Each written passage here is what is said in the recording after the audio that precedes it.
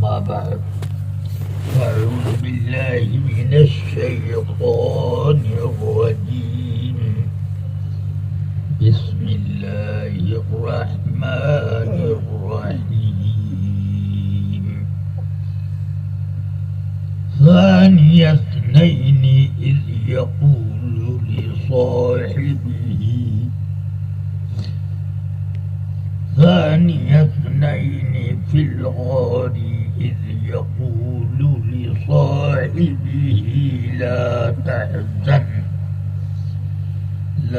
تحزن إن الله معنا صدق الله العلي العظيم وصدق رسوله النبي الكريم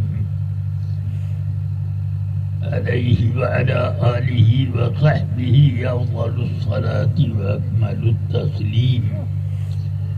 ایک بار نہایت احترام اور غایت اہتمام کے ساتھ بارگاہ رسالت میں نذرانے درود و سلام پیش کرنے کی سعادت حاصل کریں. النبي الأمي وآله صلى الله تعالى عليه وسلم صلاة وسلام عليك يا رسول الله صلى الله تعالى عليه وسلم وبارك وسلم.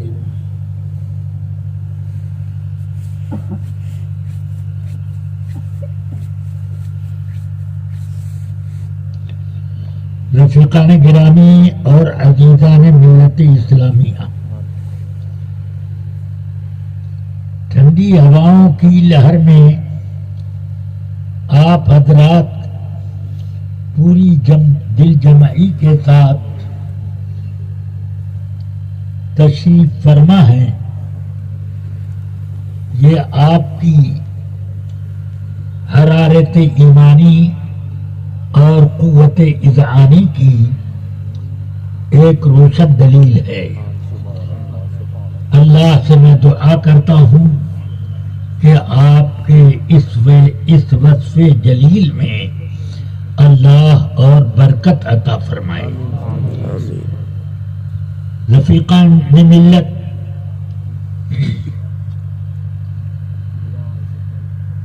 بغیر کسی تمہید کے میں عرض کروں کہ ساری امت کا اجماع ہے اس بات پر کہ اللہ کے انبیاء و رسول کے بعد اگر کسی کا مرتبہ اور کسی کی شان ہے تو وہ ہیں حضرت سیدنا امیر المؤمنین خلیفۃ رسول اللہ ابو بکر صدیق رضی اللہ تعالی عنہ. سبحان اللہ. افضل الخلق بعد الانبیاء والرسل، انبیاء اور رسول کے بعد سب سے افضل آپ ہیں. اور اس فضیلت کی سند یہ نہیں ہے کہ صرف سنیوں نے اس بات پر اتفاق کر لیا، بلکہ در حقیقت میرے آقا سید کائنات صلی اللہ تعالی علیہ وسلم نے آپ کو یہ عظمت عطا فرمائی. جب سیدنا عمر فاروق رضی اللہ تعالی عنہ کی وفات کا وقت قریب آیا تو بخاری شریف میں ہے کہ انہوں نے اپنے بڑے شاہزادے سیدنا عبداللہ ابن عمر کو ام المؤمنین عائشہ صدیقہ رضی اللہ تعالی عنہا کی خدمت میں بھیجا، یہ کہہ کر کہ آپ کی خدمت میں ہدیہ سلام پیش ہے اور اس کے بعد یہ گزارش ہے کہ سرکار دو جہاں صلی اللہ علیہ وسلم اور ان کے پہلو میں ابو بکر صدیق کہ قرب میں مجھ کو وہاں جگہ عطا کر دیا جائے۔ ام المومنین عائشہ فرماتی ہیں میں نے اس جگہ کو اپنے لیے منتخب کیا تھا، لیکن میں اپنے اوپر عمر کو ترجیح دیتی ہوں۔ یہ ایک حدیث ہوئی۔ دوسری حدیث، جب وہ جنازہ مبارکہ سیدنا عمر فاروق رضی اللہ عنہ کا روضہ اطہر کی چار دیواری میں جانے لگا تو رسول پاک کے چچا داد بھائی سرکار کے صحابہ میں ایک عظیم الشان علم رکھنے والے سیدنا عبداللہ ابن عباس، جن کو ایک بار آقا کائنات نے اپنے سینے سے لگا کر فرماتے ضمنی الى صدره وقال اللهم علمه الكتاب وتاویل القرآن وفقهه في الدین۔ اے اللہ اس کو یعنی عبداللہ ابن عباس کو قرآن سکھا دے، قرآن کے رموز و اسرار بتا دے اور دین کا فقیہ بنا دے۔ اللہ سبحان اللہ۔ میرے آقا جس کے بارے میں جو لفظ فرمائیں وما ينطق عن الهوى کیا بات ان هو الا وحی یوحی، سبحان اللہ۔ جو ارشاد ہوتا ہے وہ وحی ربانی۔ سبحان اللہ سبحان۔ اب اس کو یہ نہ سمجھا جائے کہ رسول پاک صلی اللہ علیہ وسلم صرف دعا کر رہے ہیں، بلکہ یہ دعا اللہ کی طرف سے القا ہو رہی ہے آپ پر۔ تو آپ اتنے زبردست علم رکھنے والے، وہ دیکھ رہے ہیں کہ جنازہ سیدنا عمر فاروق کا اس حجرہ اقدس میں داخل ہو رہا ہے، تو فرماتے ہیں میں ہمیشہ رسول پاک صلی اللہ علیہ وسلم کو اپنے کاموں میں دیکھتا تھا کہ اے عمر، ابو بکر اور تمہارا نام ضرور شریک فرماتے، خرجت انا و ابو بکر و عمر، دخلت انا و ابو بکر و عمر۔ اپنے ہر کام میں رسول پاک آپ دونوں کا ذکر ضرور شریک رکھتے تھے۔ کیا بات ہے، کیا بات ہے، سبحان اللہ۔ اس سے آپ سمجھ لیں کہ آقا کائنات کا قرب کیا ہے۔ وہ پھر کہتے ہیں الحمدللہ اپنی حیات میں آپ رسول پاک کے ساتھ شریک رہے۔ میں یقین رکھتا ہوں کہ قیامت کے دن جب میرے آقا اپنے مرکز اطہر سے باہر تشریف لائیں گے تو آپ کے دونوں جہت میں موجود ہوں۔ سبحان اللہ سبحان اللہ، کیا بات ہے، بہت خوب۔ اب یہ کیا اس بات کی دلیل نہیں ہے کہ سیدنا ابو بکر صدیق رضی اللہ تعالی عنہ اور سیدنا عمر فاروق کی کیا شان ہے؟ اٹھائیے بخاری شریف، میرے آقا سرور کائنات کے یہ دونوں بزرگ صحابہ، بزرگ ترین صحابہ کا آپس میں کچھ اختلاف ہو گیا، آپس میں اختلاف ہو گیا۔ حضرت عمر جلال میں آ گئے اور جلال میں اب ان کے پاس سے دور جانے لگے، پیچھے پیچھے حضرت سیدنا ابو بکر چل رہے ہیں۔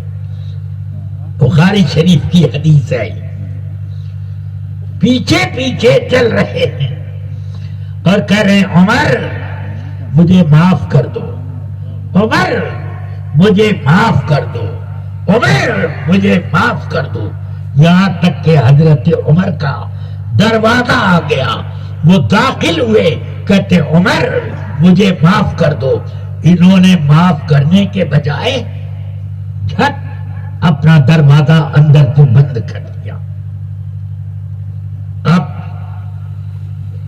حضرت ابو بکر صدیق رضی اللہ عنہ واپس ہو لیے، رسول پاک صلی اللہ علیہ وسلم اپنی مسجد نور میں، مسجد نبوی شریف میں جلوہ بار تھی، ابو بکر صدیق آ کر وہاں قریب میں بیٹھ گئے رضی اللہ تعالی عنہ، اور جب گھر کا دروازہ بند کر لیا تو دل کا دروازہ حضرت عمر کا کھل گیا، سوچنے لگے میں نے کتنی بڑی غلطی کی کہ اللہ کے حبیب کے محبوب ابو بکر صدیق مجھ سے معافی مانگ رہے تھے، میں نے معاف نہ کیا، یہ میری بڑی غلطی ہے۔ وہ دروازہ کھول کر اب بھاگے آ رہے ہیں کہ ابو بکر صدیق سے معافی مانگے، آئے تو دیکھتے کیا ہیں، آقا کائنات کی مجلس میں سیدنا ابو بکر صدیق جلوہ بار ہے، رسول پاک فرماتے ہیں یہ میرا صاحب لوگوں پر فوقیت لے گیا۔ اتنے میں حضرت عمر آئے، وہ معافی مانگنے لگے، آقا کائنات کی جلالت شان فرماتے ہیں ہل تارکولی صاحبی، ہل تارکولی صاحبی، ہل تارکولی صاحبی، کیا میرے اس دوست کو تم لوگ چھوڑ دو گے، میرے اس دوست کو تم لوگ چھوڑ دو گے؟ اتنا جلال اس وقت ظاہر فرمایا، سبحان اللہ۔ ابو بکر صدیق عرض کرتے ہیں یا رسول اللہ غلطی میری تھی، عمر کہتے نہیں یا رسول اللہ غلطی میری ہے، میری غلطی ہے۔ اب دونوں کی شان کتنی نرالی ہے، آپ ذرا اس کو سمجھیں اور فرمائیں تو پتہ چلے گا۔ بہرحال میرے آقا سرور کائنات صلی اللہ علیہ وسلم کی بارگاہ میں ایک مسئلہ پیش ہوا کہ نجد کا، یہ بھی حدیث بخاری شریف میں، نجد کا حاکم کس کو مقرر کیا جائے؟ حضرت سیدنا ابو بکر صدیق رضی اللہ عنہ نے فرمایا اقرع ابن حابس تمیمی کو اس کام پر مقرر کیا جائے۔ حضرت عمر جھٹ بولے نہیں، قعقاع ابن معبد اس کام کے لیے اقرع سے زیادہ مناسب ہے۔ حضرت عمر کے اوپر سیدنا ابو بکر صدیق رضی اللہ عنہ کو جلال آ گیا، تم صرف میری مخالفت میں یہ بات کہہ رہے ہو۔ اور حضرت عمر اسی طرح سخت لہجے میں کہتے ہیں نہیں، میں نے مخالفت نہیں کی، بلکہ میں نے جو ضرورت محسوس کی اس کی اعتبار سے میں نے کہی۔ اب دونوں میں اس طرح بات ہونے لگی، میرے آقا جلوہ بار ہیں، کچھ آپ نے فرمایا نہیں، اتنے میں قرآن عظیم کی یہ آیت نازل ہو گئی، لا ترفعوا اصواتكم فوق صوت النبي ولا تجهروا له بالقول كجهر بعضكم لبعض. یہ آیت بلکہ لا تقدموا بين يدي الله ورسوله واتقوا الله ان الله سميع عليم سے لے کر آگے تک یہ ان تحبط اعمالکم وانتم لا تشعرون، یہاں تک یہ اتری. بخاری شریف میں یہ ذکر ہے کہ جب یہ آیت اتری تو کاد الخجران ان یہلک، قریب تھا کہ ہم صحابہ میں جو سب سے زیادہ بزرگ تھے وہ دونوں بزرگ موت ان کو اپنے آغوش میں لے لے.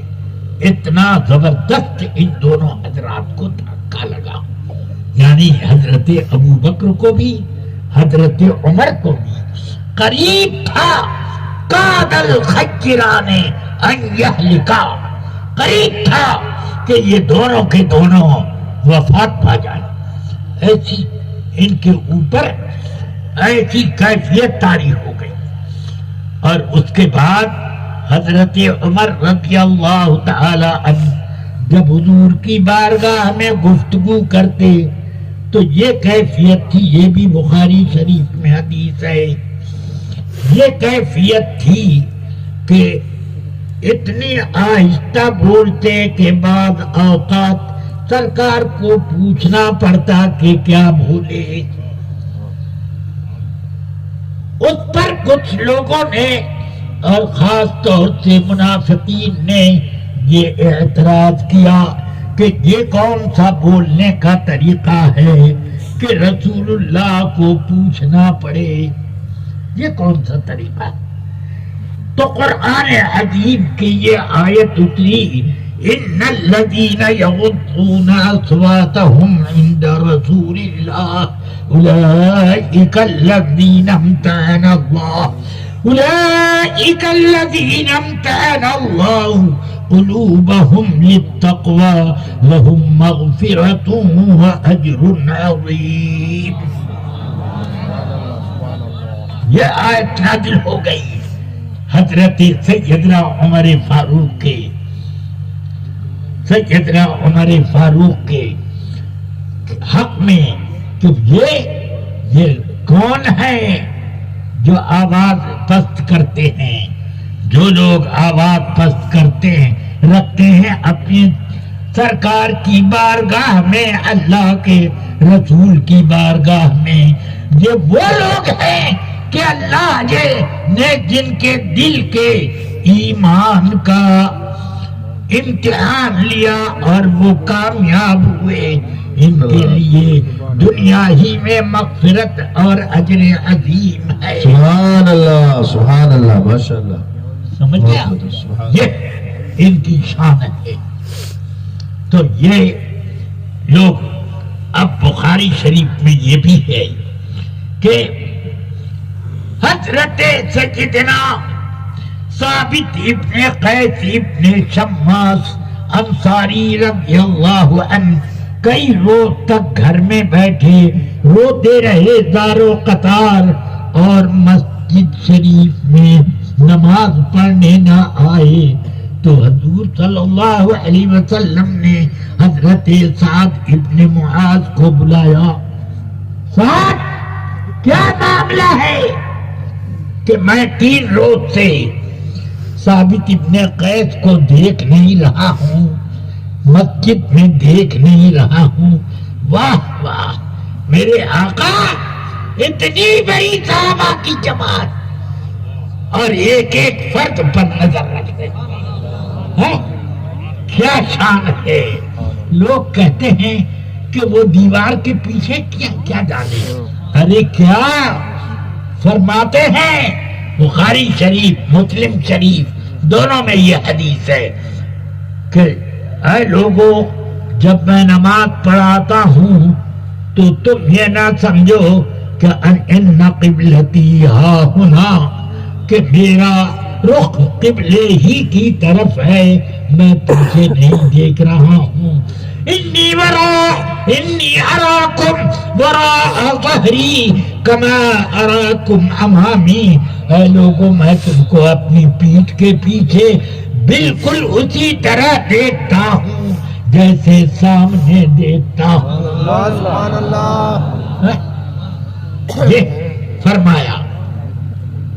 تو میرے آقا کی نظر کہاں تک پہنچ رہی ہے کوئی جانتا نہیں. انی فرماتے ہیں کہ ان اللہ رفع لی الدنیا فانا انظر الیہا وإلی ما هو قائم فیہا الی یوم القیامہ کأنی انظر الی کفی ہذہ. یہ فرماتے ہیں میرے آقا. چلیے اب ترجمے کا وقت نہیں ہے. عرض کرنا ہے مجھے کہ اب سعد ابن معاذ رضی اللہ تعالی عنہ لپک کر آئے اور ان کے گھر کے دروازے پر وہ حضور سے تو عرض کرتے ہیں یا رسول اللہ میرے گھر اور ثابت ابن قیس کے گھر کے بیچ میں ایک دیوار کے علاوہ کوئی فاصلہ نہیں ہے. وہ بیمار ہوتا تو مجھے ضرور خبر ہوتی. آئے ان کے دروازے پر آواز لگائی. گھر میں سے جواب آیا کہ ثابت ابن قیس دن رات رو رہے ہیں، نہ کھا رہے ہیں نہ پی رہے ہیں. 3 روز اسی طرح گزر گئے. تو کہا لے چلو مجھے ان کے پاس، لے چلو. گئے یہ ان کے پاس. فرماتے ہیں ثابت آج تم کو رسول پاک یاد فرما رہے تھے کہ 3 روز سے دیکھا نہیں اور تم یہاں بیٹھے رو رہے ہو. کہتے ہیں کس منہ سے جاؤں؟ قرآن کی آیت اتری ہے کہ بلند آواز سے نہ رو، بلند آواز سے وہاں بات نہ کرو. اب میں ہی تو ذرا اونچا سنتا ہوں تو اونچے لہجے میں بات کرتا ہوں. میرے علاوہ اور کس کے بارے میں یہ آیت اتری ہوگی؟ بس اسی لیے میں دن رات رو رہا ہوں کہ اب تو میں جہنمی ہو گیا، اب تو میں جہنمی ہو گیا. کس منہ سے سرکار کی بارگاہ میں جاؤں؟ تو حضرت سیدنا سعد آ کر عرض کرتے ہیں یا رسول اللہ وہ ایسے کہہ رہے تھے اور یہ بھی کہا کہ اب میں جہنمی ہو گیا اور میں کس منہ سے وہاں جاؤں. فرماتے ہیں کاللہ واللہ انہو من اہل الجنہ. ہرگز نہیں، خدا کے قسم وہ جنتی ہے. سبحان اللہ. بخاری شریف میں یہ حدیث ہے کہ حضرت انس کہتے ہیں جب مدینے کی گلیوں میں ثابت ابن قیس ابن شماس چلتے تھے تو ہم صحابہ انگلی اٹھا کر کہتے تھے جو آدمی اس دنیا میں جنتی کو دیکھنا چاہتا تو ہی نہیں دیکھ. سبحان اللہ. نعرہ تکبیر، نعرہ رسالت، حضور محدث کبیر، حضور محدث کبیر، نعرہ تکبیر، نعرہ رسالت. اللہ میرے آقا جس کو چاہیں جنت عطا کر دیں. اور دیوبندی وہ ہیں جو کہیں جس کا نام محمد یا علی ہے وہ کسی چیز کا مختار نہیں. ارے وہ جنت کے بھی مختار ہیں، جہنم کے بھی مختار ہیں، ساری کائنات کے بھی وہ مختار بنا دیے گئے. جس کو جو چاہیں دے دیں. اب چلیے سیدنا ابو بکر صدیق رضی اللہ تعالی عنہ غار ثور میں جب میرے آقا ہجرت کر رہے تھے تو ان کے غلام عامر ابن فہیرہ روز آنا، بخاری ہی شریف کی یہ حدیث ہے، صبح صادق سے پہلے اپنی اونٹنیوں کو لے کر جبل ثور کے قریب پہنچ جاتے اور جلدی سے دودھ دوہتے اور دودھ دوہ کر تیزی کے ساتھ غار ثور جاتے اور دونوں حضرات کی خدمت پہ وہ برتن پیش کر کے اور شام کا برتن لے کے آ جاتے. پھر صبح یہ ہوتا اور جب سب لوگ اپنی اونٹنیاں چرا اڑا کر کے ادھر سے لے کر چلے جاتے، مگر یہ نہ جاتے. جب سارے چرواہے چلے جاتے تو عامر ابن فہیرہ آتے تھے اور آ کر دودھتے اپنی اونٹنیاں اور دودھ وہاں پہنچا دیتے شام کا رات کے وقت، اور پھر اپنی اونٹنیوں کے پاس آ کر لے جاتے. کتنا فاصلہ ہے جو حاجی غار ثور گیا ہو ذرا بتائے کہ اتنے فاصلے پر ایک مرتبہ چڑھنا اترنا، پھر ایک مرتبہ چڑھنا اور اترنا کتنا سنگین معاملہ ہے. مگر الحمدللہ یہ عامر بن فہیرہ کی شان تھی، وہ یہ خدمت انجام دے رہے تھے اور دونوں حضرات اسی غار میں ہیں، اسی غار میں ہیں. ایک ہفتے تک یہی معاملہ رہا. پھر یہ ان دونوں حضرات نے طے فرمایا کہ اب ہجرت غار ثور سے مدینے کی ہجرت ہم لوگ کریں گے، مگر کسی راستوں کے ماہر کو اپنے ساتھ لے لیا جائے.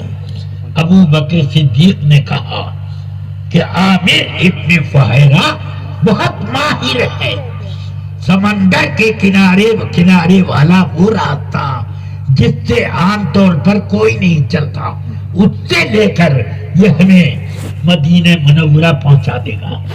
اب یہ آگے قیادت کرتے چلتے اور دونوں حضرات چل رہے ہیں. سمجھ گئے آپ؟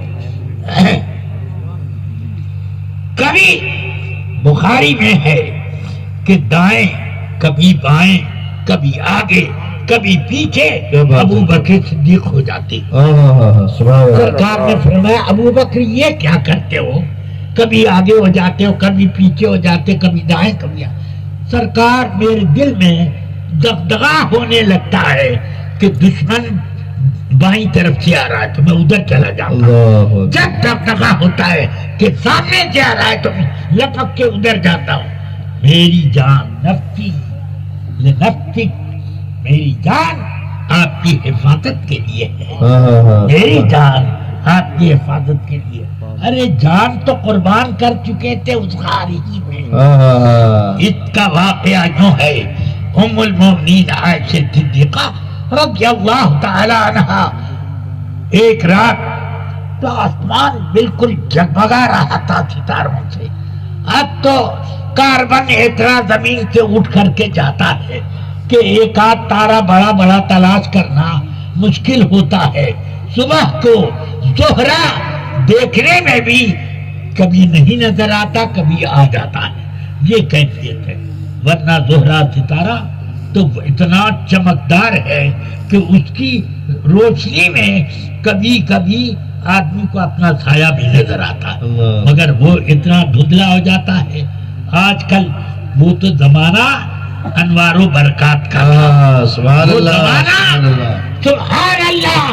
اگر کہیں ذرا بھی دھند ہو تو وہاں پر جگمگاہٹ پیدا ہو جاتی ہے. سبحان اللہ. وہ زمانہ کہ میرے آقا فرماتے ہیں کہ انا اذا ولدتنی امی رأت نورا اضاء لها قصور بصرى والشام.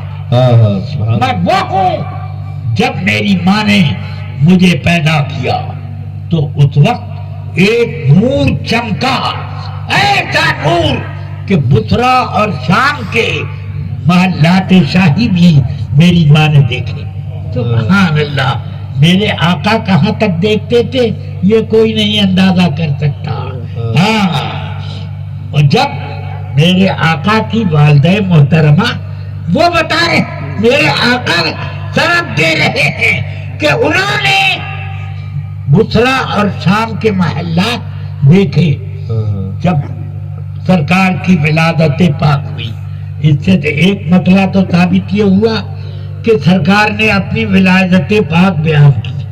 دوسرے یہ معلوم ہوا کہ ولادت پاک میں پیدا ہوئے تو یہ درد ہوا وہ درد ہوا یہ تکلیف ہوئی، یہ سب نہیں، بلکہ اس وقت معجزات کی باتیں کرنی چاہیے. جب ذکر میلاد ہو تو معجزات کا تذکرہ ہوگا.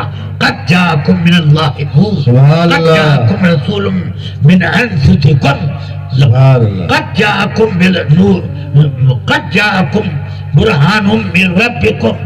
اس طرح سے ان کا میلاد پاک بیان.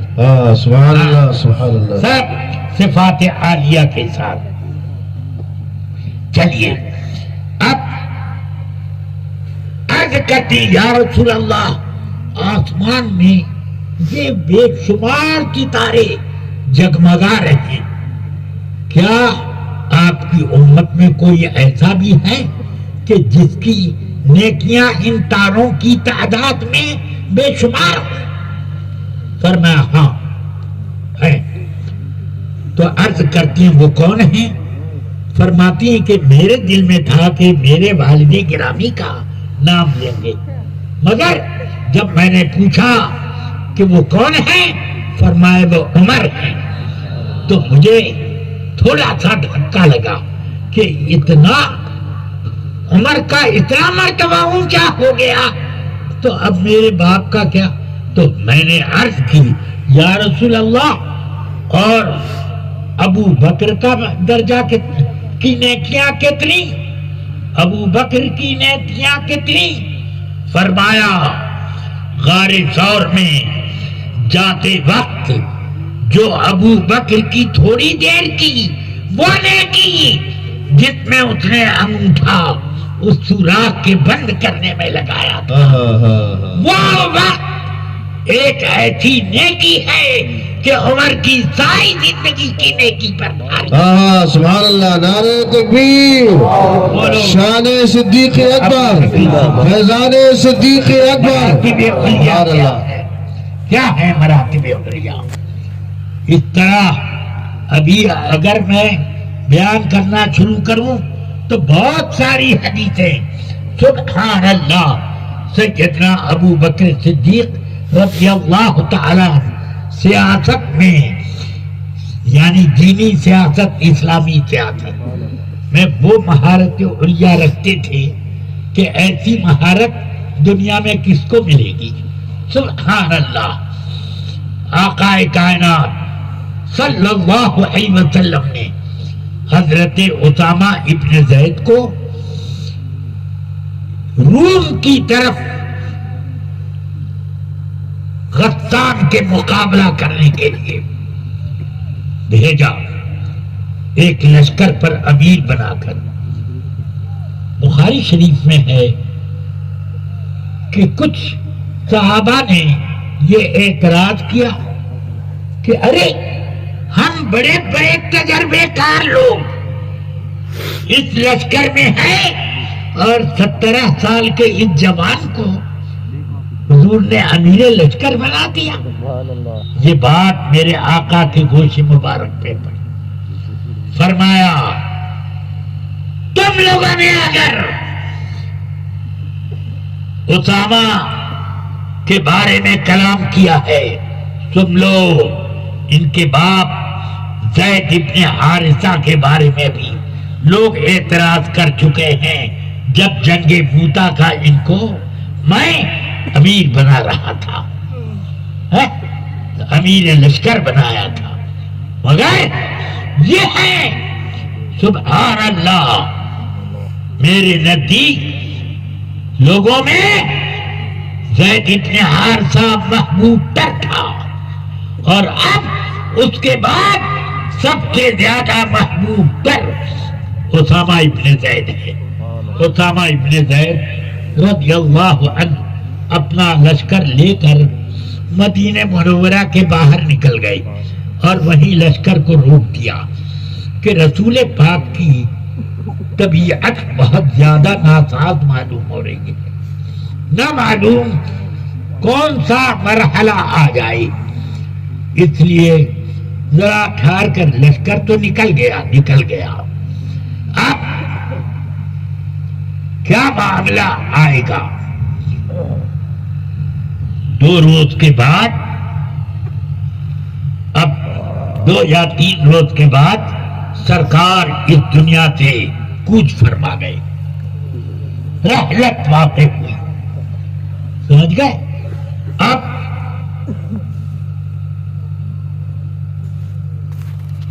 سرکار کی تجہیز و تدفین کے بعد آپ حضرات بیٹھ جائیں، ابھی بیٹھ جائیں، حضرت آئیں گے تو بھی، اور جناب بھی بیٹھ جائیے آپ حضرات. حضور محدث کبیر کا اتنا پرمغز بیان چل رہا ہے، بیٹھ جائیے آپ حضرات، بیٹھ جائیے، ابھی بیٹھ جائیے، حضرت آئیں گے. درود پاک پڑھیں سب لوگ. درود پاک. بیٹھے بیٹھے بیان سنیں، ابھی آئیں گے حضرت، یہیں پہ آئیں گے، یہیں پہ آئیں گے انشاءاللہ. آپ بیٹھے ہو، حضرت کا بیان سنو، مجمع کو خراب نہ کریں آپ حضرات. جیسے ہی حضرت شہزادہ تاج الشریعہ تشریف لائیں گے، بس اسی وقت میں گونگا بیٹھ جاؤں گا. سمجھ گئے؟ ہاں، حضور ماشاءاللہ بہت اچھا بیان ہو رہا ہے. اتنی دیر تک بیٹھے رہے تو اب کیا پوری ککڑی کھا کر ڈھیپی کڑوی کر دی؟ نہیں ماشاءاللہ سب جذبے والے لوگ ہیں، بیٹھ گئے ماشاءاللہ. ہاں بیٹھیے، حضرت کا بیان سنیے، بیٹھیے آپ. اللهم صل على سيدنا ومولانا محمد معدن الجود والکرم وآلہ وصحبہ وبارک وسلم. میری عمر اس مرحلے کو پہنچ چکی ہے کہ میں روزانہ اپنی قبر کی زیارت کے لیے تیار رہتا. اب مجھے نہیں معلوم کہ آپ لوگوں کی زیارت مجھ کو آئندہ کبھی نصیب ہوگی. اللہ اپنے سائے کو دراز فرمائے ہم سب اس کے لیے. لیے چاہتا ہوں کہ یہی سوچ کر آپ لوگ یہ بیان سماعت کر لیں کہ شاید ان کا یہ آخری بیان ہے. سمجھ گیا؟ ہاں، آپ کے اللہ حضور محدث کبیر کو سلامت رکھے. آپ حضرات دعا کریں، اللہ لمبی سے لمبی عمر عطا فرمائے اور ان کا سایہ ہم سب غربائے اہل سنت پر تعدیر قائم فرمائے. ہاں، اب حضرت سیدنا ابو بکر صدیق رضی اللہ عنہ خلیفہ سرکار دو عالم صلی اللہ علیہ وسلم کے منتخب ہو گئے باتفاق صحابہ کرام الا سعد ابن عبادہ رضی اللہ عنہ. سب تمام صحابہ متفق ہو گئے اس بات پر کہ یہ خلیفۃ رسول اللہ رہتے. حضرت عمر رضی اللہ عنہ نے دیکھا کہ مانعین زکوٰۃ جھٹ اٹھ کھڑے ہوئے کہ ہم زکوٰۃ نہیں دیں گے. زکوٰۃ صرف رسول پاک کے زمانے میں فرض تھی، وہ چلے گئے کیونکہ ان سے اللہ نے فرمایا تھا خذ من اموالہم صدقہ، آپ ان سے صدقہ وصول کیا کریں. جب آپ رہے نہیں تو صدقہ اور کون وصول کرے گا؟ کسی کو حق نہیں ہے. خذ من اموالہم صدقہ. آج وہاں بھی کہتے ہیں ہم دلیل سے بات کرتے ہیں، وہ بے دلیل بات کر رہے تھے کیا؟ مگر دلیل ایسے نہ پیش کی جائے کہ اس دلیل کو پیش کرنے والا ذلیل ہو جائے. سنو، خذ من اموالہم صدقہ. قرآن مجید میں بہت جگہ ایسی آئی ہے کہ جہاں خطاب نبی پاک سے ہے اور مراد پوری امت ہے. بے شک سبحان اللہ. ایسی بھی جگہ ہے کہ رسول پاک سے خطاب ہے اور وہ خطاب آپ ہی کے لیے خاص ہے. ہاں یا ایھا النبی لما تحرم ما احل اللہ لک. بے شک بے شک یہ نبی پاک کے لیے خاص ہے. بے شک. وہاں پر دلیل موجود ہے اس لیے اس کی بات الگ ہے. کتنی جگہ ایسی ہے کہ وہاں خطاب رسول پاک سے ہے اور آپ کی امت دونوں شامل ہیں. سمجھ گئے؟ اقم الصلاۃ لدلوک الشمس. اقم واحد کا صیغہ ہے. اقم الصلاۃ لدلوک الشمس. یہ اس جگہ کیا دلوک شمس پر نماز کا فرض ہونا صرف رسول پاک کے لیے خاص ہے. یہ پانچوں نمازیں پوری امت پر فرض ہے. بے شک بے شک بے شک. اقم الصلاة طرفي النهار وزلفا من الليل بے شک. ان الحسنات یذہبن السیئات. یہاں پر بھی حضور سے خطاب ہے مگر پوری امت مراد ہے. بے شک بے شک. پوری امت مراد ہے. بہت ایسی جگہ ہے. اور اب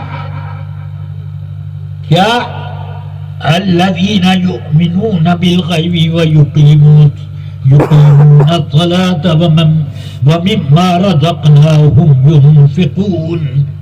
خود زکوٰۃ دینے کے لیے حکم ہے کہ تم لوگ زکوٰۃ دو. تمام مسلمانوں سے خطاب کیا اللہ نے زکوٰۃ دیا جائے. تو اس طریقے پر زکوٰۃ کے لیے یہ ثبوت ہے کہ پوری امت پر فرض ہے. سمجھ گئے؟ فرمایا بنی الاسلام علی خمس شہادت کی اللہ الہ الا اللہ وان محمد رسول اللہ واقام الصلاۃ وایتاء الزکوٰۃ. جو اسلام کا دعوے دار اس پر 5 فرائض تو یہ ہے سب پر ہے. ورنہ زکوٰۃ ہی کا کیا ہے، نماز کا بھی کہیں یہ لوگ کھانا شروع کر دیں. ابو بکر صدیق رضی اللہ عنہ سے فرماتے ہیں حضرت عمر کہتے ہیں کہ اے ابو بکر صدیق، اے خلیفہ رسول اللہ، اسامہ ابن زید جو لشکر لے کر جا رہے ہیں ان کو واپس بلا لیجیے. کیوں کہ اس وقت گھر میں منکرین زکوٰۃ کی بغاوت کھڑی ہو گئی ہے. بغاوت کے وقت میں پہلے اپنے ملک کو سنبھالا جاتا ہے، بعد میں باہر کی فتوحات دیکھی جاتی. انہوں نے کیا ارشاد فرمایا سنو. ابو بکر صدیق فرماتے ہیں عمر، جس لشکر کو رسول پاک نے اپنے ہاتھ سے آراستہ کر کے بھیجا، ابو بکر اس کو کبھی نہیں روک. ہاں کیا بات ہے کیا بات ہے. سبحان اللہ. سمجھ گئے؟ صحابہ کانپ رہے ہیں کہ ایسے وقت میں کیا ہوگا کیا نہیں ہوگا.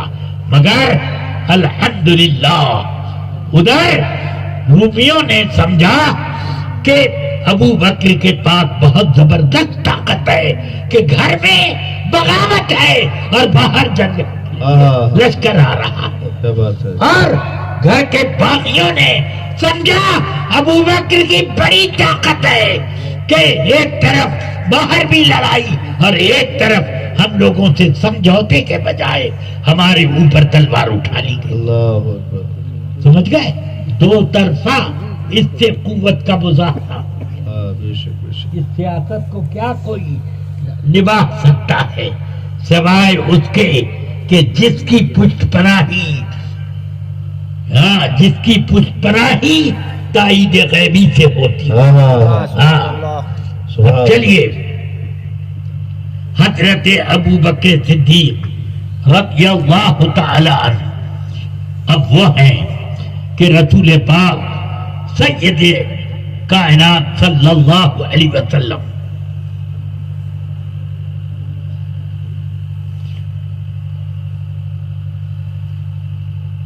اپنے دوران مرض کچھ ایسی کیفیات آپ کے اوپر طاری ہو کہ لوگ مسجد میں انتظار کر رہے ہیں کہ جماعت کے لیے لوگ آئیں، وہ رسول پاک جماعت کرنے کے لیے آئیں۔ رسول پاک صلی اللہ علیہ وسلم جب اٹھتے غشی طاری ہو جاتی، میں یہ نہیں کہتا بے ہوشی آتی، سرکار ارے بھائی آپ حضرات بیٹھ جائیے یہیں پہ آئیں گے نا، یہیں پہ آئیں گے بھائی، غشی طاری یہیں پہ آئیں گے، بیٹھ جائیے بیان سنیے حضرت کا۔ کیا کوئی ابھی تو حضرت نکلے بھی، بیٹھ جائیے رے، بیٹھو بیٹھ جاؤ بھائی، بیٹھ جاؤ ماشاء اللہ، بیٹھ جاؤ، سمجھدار لوگ ہیں سب، فرمایا بیٹھ جاؤ۔ سات مشک پانی جس کی بندش کھولی نہ گئی ہو، پانی بھرنے کے بعد وہ کھولی نہ گئی ہو، ایسے 7 مشک پانی میرے اوپر ڈالو تاکہ میں لوگوں کے پاس جاؤں، وَأَعْهَدُ إِلَيْهِمْ، اور ان سب کو کچھ وصیتیں کر آؤں۔ انتظار کر رہے ہیں لوگ جماعت کا، مگر آپ نصیحت اور وصیت کرنے کی بات کر رہے ہیں۔ ام المومنین فرماتی بخاری شریف میں ایک جگہ نہیں کئی جگہ یہ حدیث ہے کہ ہم لوگوں نے یعنی ازواج مطہرات نے مل کر ان کے اوپر، سرکار کے اوپر مچکیتے سے پانی ڈالنا شروع کیا۔ جب آپ پر 7 مشک پانی پڑ چکے تو فرمایا بس ہو گیا، انکن قد فعلتن، تم لوگوں نے اپنی ذمہ داری پوری کر لی۔ پھر اٹھے اور غشی طاری ہو گئی، پھر آپ نہیں جا سکے۔ جب آنکھ کھولی تو فرماتے ہیں مروا ابا بکر فلیصلی بالناس، ابو بکر کو کہو وہ نماز کی امامت کریں، لوگوں کی امامت کریں۔ ام المومنین عائشہ عرض کرتی یا رسول اللہ، ابو بکر آپ کی جگہ پر مصلی پر کھڑے ہوں گے اور آپ کے مرد کی یاد آئے گی تو وہ اپنی آنکھوں پر کنٹرول نہ کر پائیں گے، اپنی قرات لوگوں کو سنا نہ پائیں گے۔ یا رسول اللہ، آپ عمر کو کہہ دیں یا کسی اور کو کہہ دیں۔ فرمایا مرو ابا بکر فلیصلی بالناس، میں کہتا ہوں ابو بکر کو حکم دو، مرو کا لفظ ہے، حکم دو۔ ہاں، سرکار کا حکم ہے کہ امامت کریں، اپنی مرضی سے نہیں ہے یہاں بات کہ اگر چاہیں تو امامت کر لیں، بلکہ یہ کہ حکم ہے۔ چلو پھر حفصہ ام المومنین، حفصہ بنت عمر رضی اللہ عنہ کے پاس عائشہ صدیقہ تشریف لائی، کہتی ہیں اے عائشہ، اے حفصہ، میں حضور سے بہت اصرار کر چکی، تم بھی ذرا کہہ لو کہ اب ابو بکر کے بجائے عمر کو حکم دے دیں امامت کا۔ تو انہوں نے عرض کی، جلال آ گیا میرے آقا کو، انکنا لصواحب یوسف مروا ابا بکر فلیصلی بالناس۔ ام المومنین حفصہ حضرت عائشہ سے کہتی ہیں مجھے ڈانٹ پلوا دی، میں آپ کے سوائے ڈانٹ کے کوئی اور امید بھی نہیں رکھتا، ہاں کہ مجھے ڈانٹ پلوائے۔ تو حضور سرور کائنات صلی اللہ علیہ وسلم کی طرف سے یہ پیغام ابو بکر صدیق کو پہنچ گیا، انہوں نے نماز پڑھانی شروع کی۔ میں پوچھتا ہوں کہ رسول پاک صلی اللہ علیہ وسلم نے کیوں حضرت ابو بکر کو راستہ بنا لیجیے گا حضرات، راستہ یہ آگے آگے سبحان اللہ. ہاں کیوں وہ کر دیا؟ ہاں ماشاء اللہ. اس لیے کہ میرے آقا اشارہ کر رہے ہیں میرے بعد خلافت جس کو ملے گی وہ کون ہے؟ سبحان اللہ سبحان اللہ. نعرہ تکبیر، نعرہ رسالت، نعرہ رسالت، جشن صدیق اکبر، فیضان صحابہ، حضور قائد ملت، حضور قائد ملت، شہزادہ حضور تاج الشریعہ، نبیر حضور اعلیٰ حضرت، نبیر حضور اعلیٰ حضرت، شہزادہ حضور قائد ملت، شہزادہ حضور تاج الشریعہ، حضور قائد ملت، حضور قائد ملت. نعرہ تکبیر، نعرہ رسالت.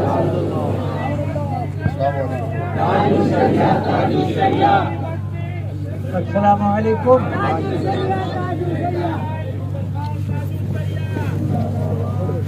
مفتی عاشق صاحب جی یا مفتی عاشق صاحب آ رہے. داماد حضور قائد ملت، خلیفہ حضور تاج الشریعہ، مفتی عاشق صاحب قبلہ کشمیری. نعرہ تکبیر، نعرہ رسالت. اب تمام حضرات بیٹھ تمام جائیں. حضرات بیٹھ جائیں، میری تقریر بیٹھ جائیے، بیٹھ جائیے. آپ آگے والے پہلے بیٹھ جائیں، آگے والے بیٹھ جائیں، پہلے بیٹھ جائیں، جہاں جس کو جگہ ملے بیٹھ جائے پلیز. آپ بھی برائے مہربانی تشریف رکھیں، بیٹھ جائیں حضرات. بیٹھ جائیں، بیٹھ جائیں. تشریف رکھیں. آپ بھی برائے تشریف. مہربانی بیٹھ جائیے آپ حضرات، جہاں جس کو جگہ ملے بیٹھ جائے. بیٹھ جائے، بیٹھ جائے. ہاں اب آپ جو لوگ بیچ میں کھڑے ہیں وہ سب بیٹھ جائیں. اس وقت اب میری تقریر ختم. آپ آمد ہاں جو حضرات تیمم بیٹھ جائے، بیٹھ جائے، بیٹھ جائے. آپ آمد تیمم برخاست. ہاں پانی مل گیا ہے، اب تیمم گیا. چلو اب اس وقت حضور تاج الشریعہ کہ شہزادے ہی مت سمجھو، سمجھ لو حضور تاج الشریعہ تشریف. سبحان اللہ سبحان اللہ. اعلیٰ حضرت کے فیض و برکات کا اس وقت اگر کوئی سرچشمہ ہے تو یہ ہے حضرت شہزادہ تاج الشریعہ. اس لیے اب جو کچھ تبرکات آپ حضرات کو کھینچنے ہیں بلا انتظار آپ حاصل کریں. اب لیجیے ذرا سے ڈھیلا ڈالا کرو.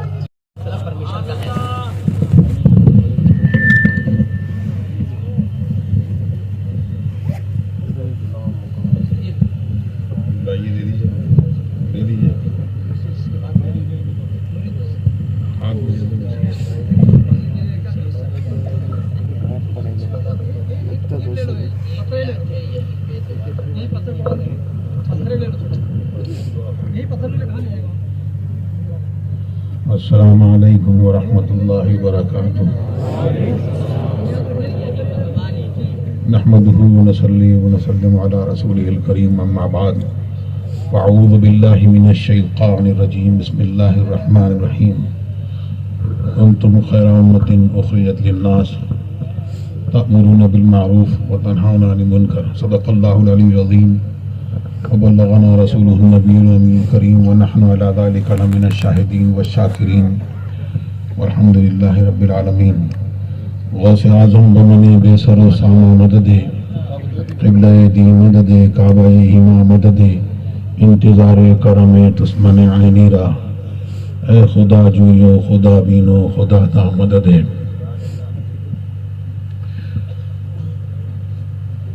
دروشی پڑھیں.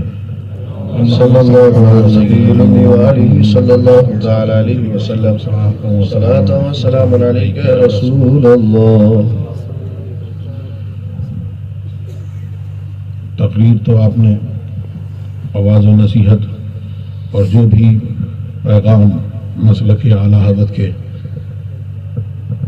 تعلق سے آپ کو سماعت کرنا تھا وہ آپ نے حضور محدث کبیر سے خوب اچھی طریقے سے وہ نصیحت آپ نے سنی اللہ تبارک و تعالی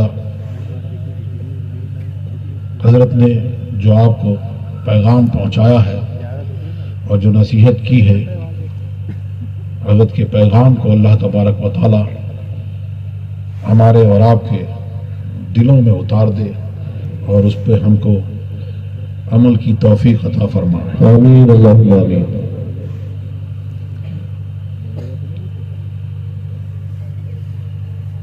مسلک کے تعلق سے اور سیدنا صدیق اکبر کے تعلق سے جو آپ نے سنا، انہی کے صدقہ و طفیل میں، سرکار کے صدقہ و طفیل میں اور صحابہ کرام کے صدقہ و طفیل میں، غوث و اغواث کے طفیل میں نے جس آیت کریمہ کی تلاوت کا شرف حاصل کیا، اس کی روشنی میں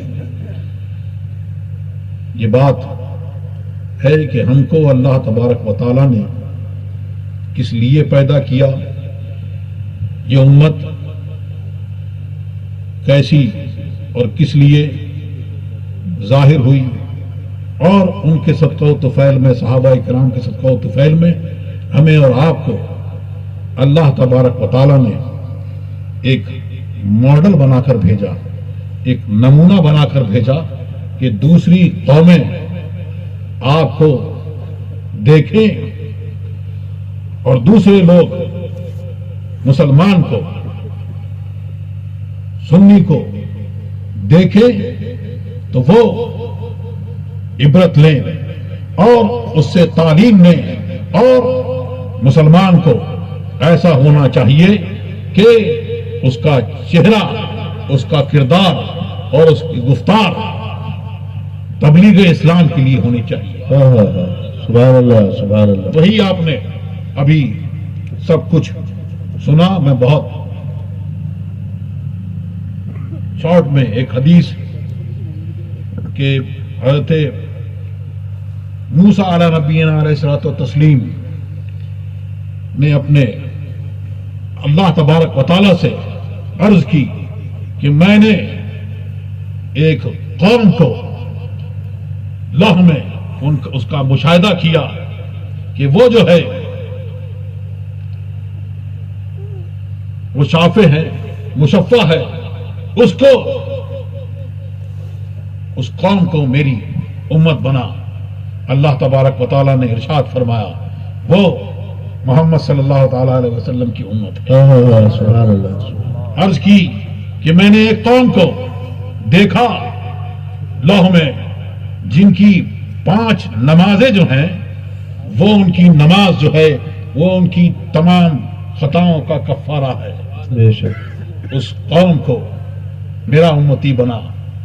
ارشاد ہوا وہ محمد صلی اللہ تعالیٰ علیہ سبحان وسلم اللہ تھے۔ سبحان اللہ۔ پھر آپ نے ارشاد عرض کی کہ میں نے ایک ایسی قوم کو لوح میں مشاہدہ کیا کہ جو گمراہوں سے اور گمراہوں سے وہ لڑیں گے یہاں تک کہ کانا دجال ظاہر ہوگا تو ان کا آخری گروہ ان سے لڑے گا، اس کو میری امت کر۔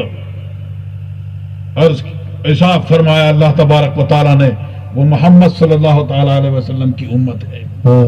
سبحان اللہ سبحان اللہ۔ عرض کی کہ میں نے ایک ایسی قوم کا مشاہدہ کیا جن کو پاکی پانی اور مٹی سے ہے، اس کو میری امت کر۔ ارشاد ہوا وہ محمد صلی اللہ تعالیٰ علیہ وسلم کی امت ہے۔ سبحان پھر اللہ۔ عرض کی کہ میں نے ایسی قوم کا مشاہدہ کیا کہ جو صدقہ دیں گے اور اس کو کھائیں گے، لیکن پہلے صدقے دیے جاتے تھے اور آگ اس کو لے جاتی تھی، تو اس قوم کو میری امت کر۔ ارشاد ہوا وہ محمد صلی اللہ تعالیٰ علیہ وسلم کی امت ہے۔ اللہ سبحان اللہ سبحان اللہ۔ پھر آپ نے عرض کی کہ میں نے ایک ایسی قوم کا مشاہدہ کیا کہ جو نیکی کا ارادہ کریں گے، نیکی کریں گے نہیں ابھی، نیکی کا ارادہ کریں گے تو ان کے لیے 1 نیکی لکھی جائے گی، اور اگر کر دے گا تو اس کی امثال 10 نیکیاں بلکہ 700 گناہ اس سے زیادہ اس کو عطا کیا جائے گا. ہاں سبحان اور اللہ. اگر گناہ کرے گا تو گناہ اس کا جب تک ارادہ رکھے گا اور اس پر ارادہ ہوگا، گناہ کرے گا نہیں تو اس کا کچھ نہیں لکھا جائے گا، اور گناہ کرے گا تو صرف ایک گناہ لکھا جائے گا. اس قوم کو میری امت کر ارشاد ہوا، وہ محمد صلی اللہ تعالی علیہ وسلم کی امت. ہاں سبحان اللہ سبحان اللہ. پھر آپ نے عرض کی کہ میں نے ایک ایسی قوم کا مشاہدہ کیا جو بہترین امت ہے. اور بہترین امت کس معاملے میں؟ آج جب علماء کرام کسی برائی سے لوگوں کو روکتے ہیں اور خلاف شرع کام کرنے سے روکتے ہیں تو کچھ لوگ کھڑے ہو جاتے ہیں اور وہ کہتے ہیں کہ بھائی یہ تو ہر معاملے میں یہ کہہ رہے ہیں، اس میں یہ کہہ دیا، اس میں یہ کہہ دیا، یہاں یہ کہہ دیا کہ ٹی وی مت دیکھو، یہاں یہ کہہ دیا کہ تصویر مت کھچاؤ، یہاں یہ کہہ رہے ہیں.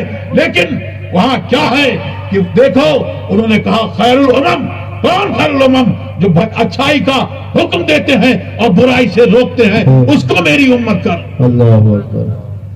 عرض کی، ارشاد ہوا اللہ تبارک و تعالیٰ نے نہیں، وہ محمد صلی اللہ تعالی علیہ وسلم کی امت ہے.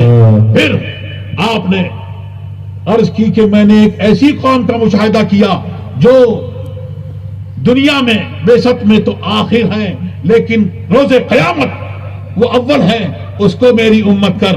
ارشاد ہوا وہ محمد صلی اللہ تعالی علیہ وسلم کی امت ہے. پھر آپ نے عرض کی کہ میں نے ایک ایسی قوم کا مشاہدہ کیا جن کا قرآن، جن کی انجیل، جن کا قرآن جو ہے وہ ان کی قرآن جو ہے وہ ان کے سینوں میں محفوظ ہے اور وہ اس کی قرأت کرتے ہیں اور اس کو غور کے ساتھ میں پڑھتے ہیں. تو اس کو میری امت کر. ارشاد ہوا وہ محمد صلی اللہ تعالی علیہ وسلم کی امت ہے. تب اللہ تبارک و تعالیٰ نے حضرت موسیٰ علیہ السلام کو وحی بھیجی اور ارشاد ہوا یا موسیٰ انی اصطفیتک علی الناس برسالاتی وبکلامی فخذ ما آتیتک وکن من الشاکرین.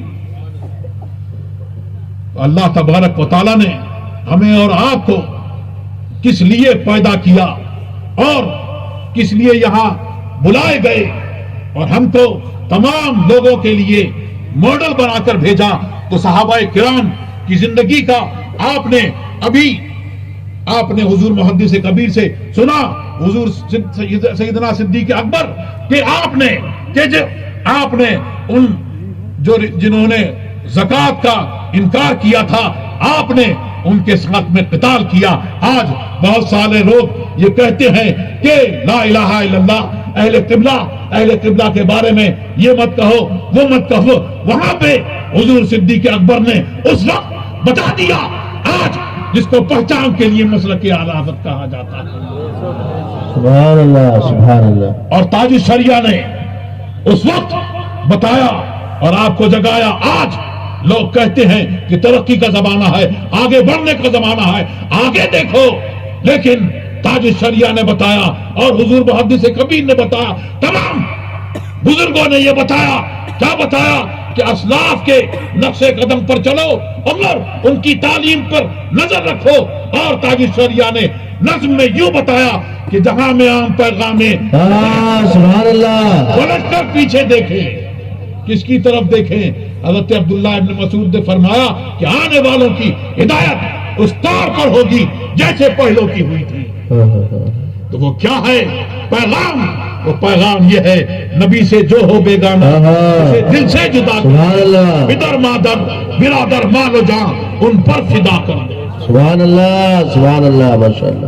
اللہ تبارک و تعالی ہم سب کو بزرگوں کے نقش قدم پر چلنے کی توفیق عطا فرمائے اور مسلک اعلی حضرت پر قائم رکھے. اس پر قائم رہیں گے. اس وقت وہ دور جب مسلمان بہت تعداد میں نہیں ہے، بہت کم ہے، لیکن ایسا ان کا رعب اور دبدبا دوسری قوموں پر طاری ہے کہ کوئی سر اٹھا نہیں سکتا. اور آج تعداد میں بہت زیادہ ہے، لیکن میرے سرکار نے خبر دی، بتا دیا کہ کل ایک وقت ایسا آئے گا کہ جب قومیں جو ہیں وہ تمہارے اوپر ایسے ٹوٹ پڑیں گی جیسے کھانے والا پیالی پر ٹوٹ پڑتا ہے. کہا گیا عرض کی کہ کیا اس وقت ہماری تعداد کم ہوگی؟ فرمایا گیا نہیں. آپ نے فرمایا اس وقت تعداد بہت زیادہ ہوگی. تم ایسے ہوگے جیسے سیلاب کی مانند، سیلاب کا جھاگ اس کی مانند تم ہوگے. لیکن اللہ تبارک و تعالیٰ تمہارے دلوں میں وہن ڈال دے گا اور تمہارا خوف، تمہاری ہیبت تمہارے دشمن کے دلوں سے نکال دے گا. تب یہ عالم ہے.